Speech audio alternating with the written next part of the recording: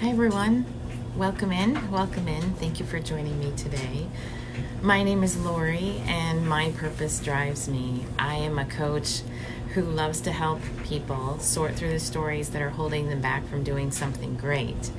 And I recently had an epiphany. It was one of those, have you ever been through something extremely hard and difficult? And when you finally come up from under the water, a friend, let me share with this quick story. I was in class yesterday and one of the students talked about when we feel stuck, that it can sometimes feel like we're under the water. And when we can finally break through the surface of the water and like take that big gasp of air and like look around and see things clearly, that's how my week was last week. So I'm here to share that with you. And I see someone here with me. Thank you for joining me here live. I can't really see who you are yet. So welcome in. Again, my name is Lori and I feel a little bit disconnected today, but that's okay. And if you're new to me, please follow me if you resonate with this message that I'm about to share with you, and share it out if you think somebody needs to hear it. So today I want to talk to you about how our stories can hold us back from making decisions. Hi, Stephanie. Thank you for joining. I appreciate you being here. So I want to talk to you about how our stories can hold us back from making decisions. Hello. So if you resonate with being someone who has a hard time making decisions, comment below, raise your hand, give me a heart, send me a message. I am someone that struggles with decisions and they can be simple decisions. I could be at a restaurant and overwhelmed by a menu and not be able to pick an item off the menu. It could be small decisions like that, or my stuckness gets amplified the bigger decision it is. And why is that? Well, I discovered recently that I've known it for a very long time, but I didn't have the words to describe what I am. I would describe myself with all these different words like indecisive or too sensitive or scatterbrained. And because I've had some things go on with my family and I was doing some research into my son, I found the term highly sensitive person. Never heard it before.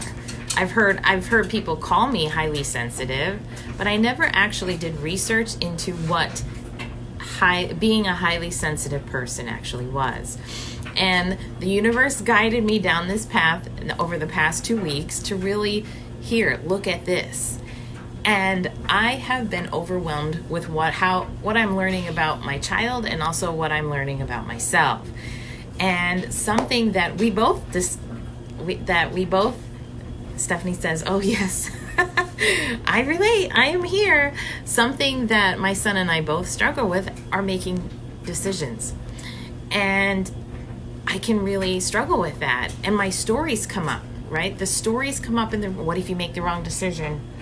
What if you picked that and you don't like it and you wish you picked the other one? What if? They all I kind of think of it as I'm walking in a carnival and I'm overwhelmed by all the bells and whistles and everything is just like, look at me. That's what happens when I'm trying to make decisions sometimes. And I'm 46 years old and I'm struggling with this. So I want to just talk to you about that today. I have been researching highly sensitive people. And this is something that this personality trait that I have, it's something that I struggle with. I used to think there was something wrong or there was something to fix or what in the world? I can't make a simple decision. And I can't because it's just the way I'm wired. And I'm okay with that. But I can learn some tools and gain some insight and learn some mindfulness things that can help me shift out of that stuck place. So this morning, the other day I shared a video here on my page and in my Facebook group if you're in there. And if you're not, I highly encourage you to come visit us there. It's called Life with Purpose on Facebook. And I shared a video describing what a highly sensitive person was by my friend Julia Christina.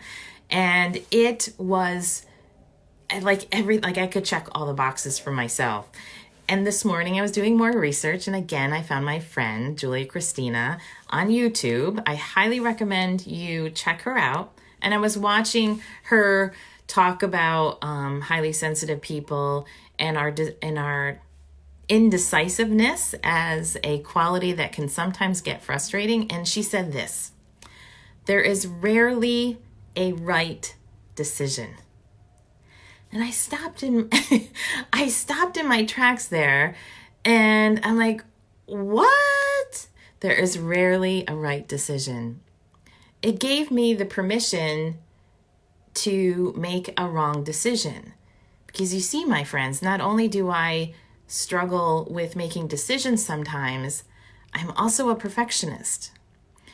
And if I make a quote wrong decision, that kind of like goes against everything in me, and it causes a chain reaction of all these other stories in my head. So when I couple my perfectionist tendencies, which is part of being highly sensitive, with my indecisiveness, those two qualities can clash, and it holds me back. Because if I fail, I must be a bad person. If I fail, I'm disappointing somebody. These are the stories. They're holding me back from making a decision. And it can be something as simple as coffee. It's something I struggle with, so I wanted to share it with you here. And I think maybe tomorrow I'll talk about some things that I do to help me shift through the decision-making process. But today I just really wanted to talk to you and ask you, do you struggle making decisions? Do you start telling yourself, what if I make the wrong decision? Do you start wondering, well, if I do make the wrong decision, am I going to upset somebody or start a conflict of some sort? If you do, I just want to tell you, you're not alone. You are in good company. You have me. It is hard making decisions sometimes, especially if you're a highly sensitive person. So I want you to give yourself some grace. It is something I did not do last week, and I paid for it physically and emotionally. So it has become my new mission to really reach out and touch every single one of you highly sensitive people and just give you a little nudge and say, hey, you're not alone. It's okay. I had some people do that to me last week, and I am so grateful that they did. And I want to continue paying it forward. I discovered this morning, it kind of hit me like a ton of bricks, that I am a coach for highly sensitive people, because I am one. And I have walked through this for so long, I didn't really know what it was. And now I do, and I'm very grateful for the crap that I was going through over the past couple of weeks to shed some light on this topic for me so that I can share it. You guys know me. I am a sharer. I'm just watching the clock because I need to go pick up my kids. I share to serve. And you'll be hearing me talk a lot more about highly sensitive people and the challenges and the wonderful qualities that we have. If you're a highly sensitive person, please connect with me. Send me an email, visit my website, mypurposedrivesme.com, join my mailing list. You'll get a free gift. I have all the videos from my Overwhelm Summit up there if you join my mailing list. Join my Facebook group. It's called Life with Purpose. You can find the link anywhere, and I'll put it in the comments below, or you'll find it in my bio, wherever you're watching this. Or just come over to Facebook, send me a message, and I'd love to have you in the group. Decision making is an issue for some people. There's nothing wrong with you. There's nothing bad. There's nothing to fix.